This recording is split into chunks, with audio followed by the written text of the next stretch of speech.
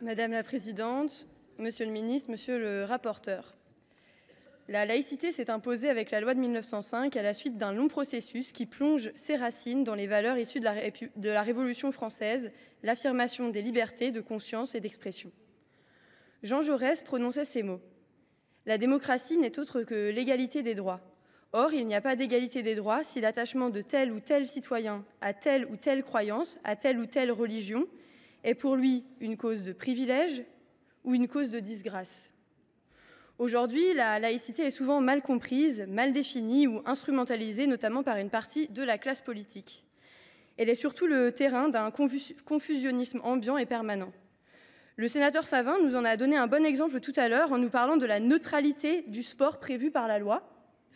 Je ne sais pas à quoi vous faisiez ici référence. Vous l'invoquez, vous la convoquez, mais votre texte va à rebours des principes mêmes de laïcité. Avec cette proposition de loi, vous n'en êtes pas les protecteurs, mais vous en êtes les fossoyeurs. Ce n'est pas l'histoire de France, ce n'est pas l'histoire de notre pays, ce n'est pas l'histoire de cette idée.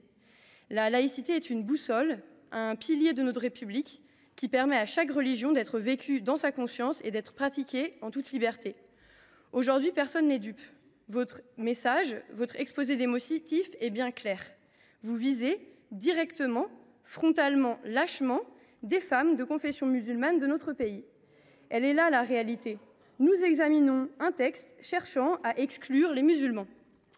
La loi de 1905 paraît d'une clarté et d'une modernité absolue. La neutralité concerne les agents du service public et non les usagers. Je le redis une nouvelle fois, la neutralité concerne les agents et non les usagers. Nous nous inquiétons d'une distorsion progressive de cette loi à la faveur de polémiques successives.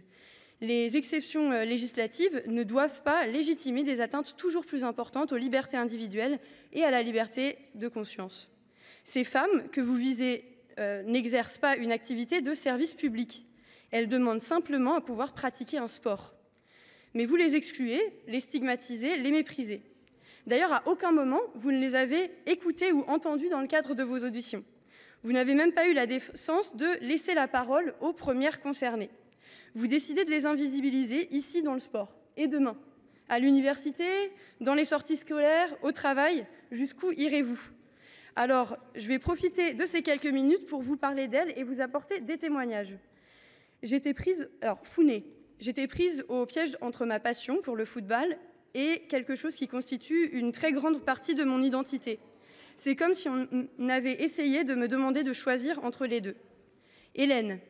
Je suis allée à des matchs, parfois j'ai décidé de ne pas y aller parce que c'était trop difficile et je n'avais pas la force d'encourager mes coéquipières. Cela change la manière dont je m'entraîne, car je vais aux entraînements pour m'amuser maintenant, mais aussi pour progresser individuellement. Et c'est dur de progresser individuellement si on ne peut pas jouer pendant les matchs. C'est dur de rester motivé sans les matchs. Je suis une joueuse compétitive, je ne vais pas vous mentir. Je l'ai toujours été depuis l'âge de 5 ans. Donc c'est un élément essentiel de votre passion dont on vous prive, même physiquement, parce que les entraînements sont souvent moins intenses que les matchs. Mentalement, c'est difficile aussi, parce qu'on se sent vraiment exclu. Tout le monde sait pourquoi vous ne jouez pas, surtout si vous allez vers le banc et que l'arbitre vous dit d'aller dans les gradins. Tout le monde vous voit aller du banc au gradin. Pour le reste du monde, c'est juste une question de ne pas pouvoir jouer, mais pour vous, c'est une marche de la honte. Asma, ça m'impacte beaucoup, mais je veux continuer à me battre, vraiment. Je veux continuer à me battre parce que, par exemple, ce sport, le volleyball, ça m'a beaucoup aidé dans le rapport au corps que j'avais. On dit souvent le sport, c'est un vecteur d'émancipation. Ça nous permet de nous émanciper de nos conditions sociales. Et on rencontre des personnes qu'on n'aurait jamais rencontrées dans la vie de tous les jours. Le sport a vocation à rassembler, mais vous nous proposez un sport qui exclurait. Le sport est le terrain de la solidarité et de la cohésion. Nous refusons qu'il devienne celui de la discrimination. Le 28 octobre dernier, 3 rapporteurs spéciaux et le groupe de travail des Nations Unies sur la discrimination à l'égard des femmes et des filles ont d'ailleurs estimé que l'interdiction du couvre-chef, y compris au niveau amateur, est disproportionnée et discriminatoire. Ces mesures enfreignent leur droit de manifester librement leur identité, leur religion ou croyance en privé et en public et de prendre part à la vie culturelle. Au lendemain des Jeux olympiques et paralympiques, nous devrions porter haut et fort l'héritage, faire de la pratique sportive la priorité de nos politiques publiques.